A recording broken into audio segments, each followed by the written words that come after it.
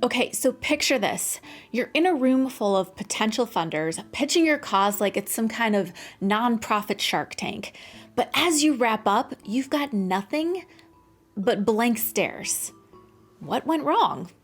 In our last video, we talked about finding your donor target audience. In other words, which donors or groups are the best match to fund your efforts. But what good is knowing who your potential funders might be if you don't know how to sell them on your mission?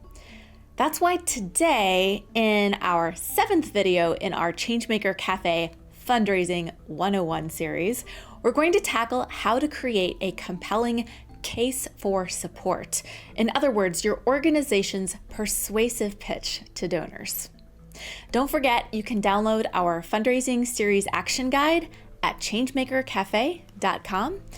And as always, thank you to Click and Pledge for sponsoring this series. Ready? Let's get curious.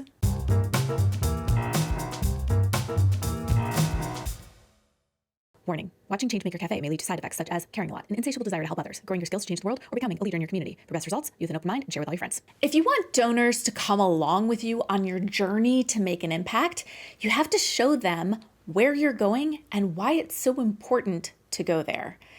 A case for support is like your roadmap for the next leg in your journey. It shows where you are now, where you want to go next, and the resources that you're going to need in order to get there. While it can take a variety of forms, most often a case for support is created as a short document, usually between 1 and 5 pages, that you can share with potential donors and funders. And the purpose of a case for support is to emotionally inspire potential funders by articulating the problem in the community that you aim to solve and how your solution will help. In addition to including compelling data, a case for support can tell a story, helping your cause feel all the more tangible. But when is the right time to create a case for support? Well, it's actually a useful tool for all stages of your mission. For example, you might create one when you're first starting out to articulate the need for your organization in your community. And as you're growing, you might also use a case for support to show how your programs are working so far and what kinds of resources that you need to grow or deepen your impacts. Or you might even create a case for support specific to one program or initiative that you're trying to raise money for at that time. So if you're sold on a case for support, let's talk about 5 key components that you don't want to miss as you're creating yours. The first component is just a description of the problem that your organization aims to solve and why it matters. In the social impact world, this is often called your problem statement. Your problem statement is going to outline the problem in your community that you're addressing through your organization. And it's going to include real-life data supporting why your efforts are both necessary and urgent. Now, here's something I've learned, sometimes the hard way, in my own social impact work. Even if you think a problem is visible or obvious, you just need to assume that the person you're talking to doesn't know much about it at all, because in today's world of information overload, it's very likely that they don't. So as you are writing your problem statement, you want to write it as if you're talking to a complete stranger who has no knowledge of the issue that you're addressing. Like, let's say you're tackling hunger and food insecurity in your region. In your problem statement, you might share something like, in our county, 1 in 5 children go to bed hungry every night because their families cannot afford consistent meals. This example uses very simple, very clear language, and it includes a compelling data point that 1 in 5 children go to bed hungry.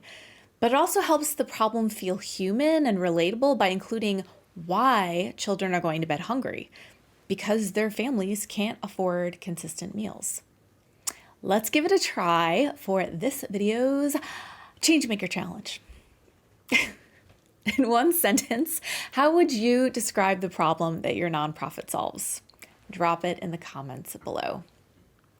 Okay, so now that you've explained the problem that you want to solve in your case for support, You've got to explain how you're working to solve it, aka your solution. In the solution section of a case for support, you are outlining what services you're providing that address the problem. Using the example of food insecurity again, you might start by describing your program. Maybe something like, we provide grocery deliveries and nutrition education to over 500 families. But here's the thing, you want to go a little further here too.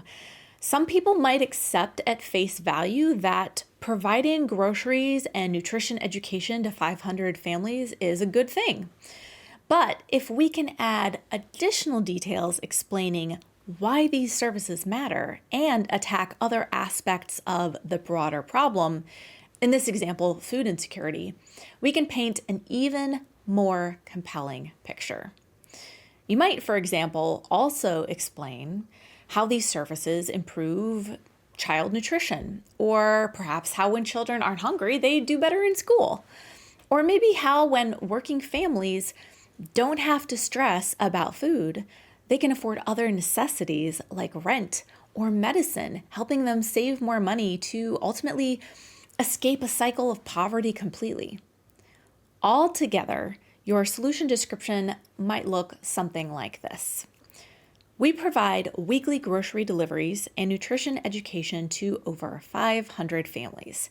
This ensures that kids have healthy meals at home and allows parents to allocate food costs to other necessities like rent, medicine, or an emergency savings account. With a strong problem statement and description of your solutions in hand, we're going to now turn to a very important section of the case for support, and that is going to be your impacts section. The impact section is your chance to show a potential funder that not only do you have a solid solution to the problem, but you've also got experience effectively addressing the problem too. This adds a lot of credibility to any request for funding that you make. In your impacts section, you want to pair metrics and stories together. So on the impact metrics side, for example, you might explain how your efforts have served 2,000 children over the past few years so far, and how because of these efforts, 95% of the families that you serve reported back to you that they can now pay their rent, avoid evictions, or be able to start a savings account. But on the story side, you might include something like a brief testimonial or a story from someone that you served. For example, before joining the program, I didn't know how I would feed my kids. Now I know they'll have food every night.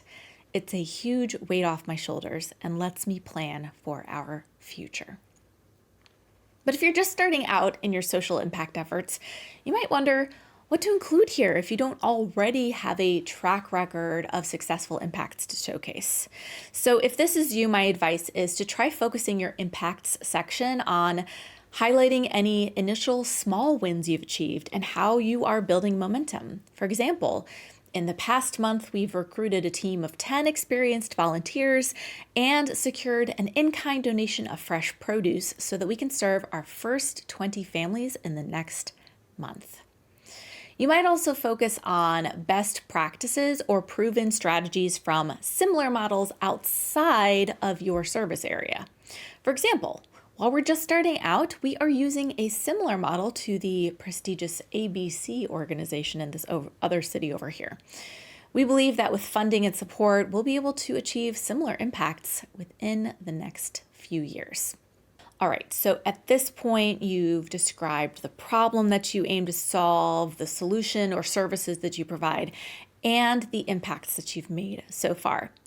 Now it's time to clearly explain how funding will help you grow or deepen those impacts. Potential donors want to understand the connection between the dollars that they contribute and the outcomes that your cause will have. They are literally asking themselves, if I donate, what good will that do? So in the funding need section of your case for support, you're going to draw a line between the two.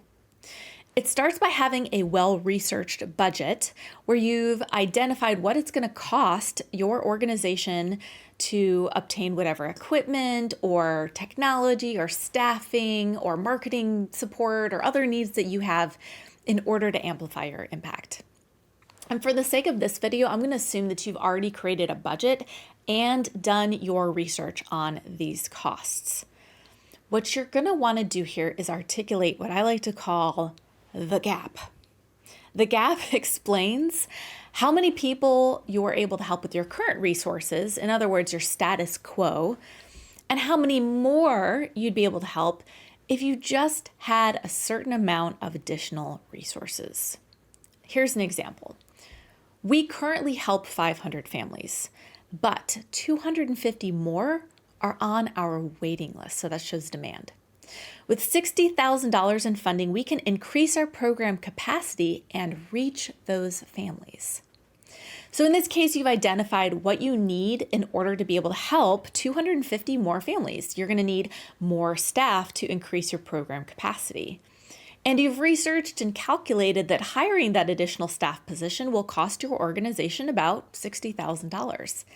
So now a potential donor knows the exact answer to their question: if I donate, what good will that do? If they donate some or all of that $60,000, because hey, let's think positive, that will mean that 250 more families can now be served. Of course, donors need a reliable way to donate that money, which is why it's a great time to thank our sponsor of this Fundraising 101 series, Click and Pledge. Click and Pledge is a comprehensive fundraising platform for nonprofits ready to grow their impacts and raise money. Their robust fundraising features include all sorts of things, from donation forms to in-person fundraising features at events, text to give, peer-to-peer fundraising so you can send your supporters out there to raise money from their networks for your cause, video fundraising, one of my favorite features because it has donation links embedded directly in the videos, donor outreach tools to improve retention, a complete Salesforce integration, and many other integrations too. And here is the thing. Some platforms charge more based on your organization's size, but Click and Pledge doesn't do that. The pricing is going to stay the same even as your donor list grows. There are no contracts, and all of the solutions that I described are included at no extra cost. I hope you go learn more about Click and Pledge's fundraising solutions and get your first month free by using the QR code here. Get in contact with their team if you have questions. You can schedule a demo or sign up to give it a try right now and let me know what you think. You can find the links for both below this video. In the fifth and final key section of our case for support, we get to do a little humble bragging. Here's the reality. Potential funders and donors are regularly approached by causes for their support. And there really are a lot of incredible organizations and projects out there doing important work, and they're all worthy of support. The Why Us section of the case for support is your opportunity to highlight the things that make your organization unique and credible. You might showcase things like your reputation or positive feedback that you get, your team's experience or special expertise, your unique approach to your mission, your strong community partnerships, your track record of success, or other credibility indicators such as any special recognition that your organization has received. For example, we are highly trusted by the families we serve with a 95% satisfaction rate. I'm curious, thinking of your own unique skills and experiences and impacts as a change maker, what are some things that you would highlight in this section of the case for support? Share your thoughts in the comments. In the next video in our Fundraising 101 series, we'll talk through how to know if your fundraising is on the right track and what metrics can help paint a meaningful picture of your progress. Don't forget to subscribe to this channel so you don't miss it and other lessons in our series. And I'll see you for the next episode of Changemaker Cafe.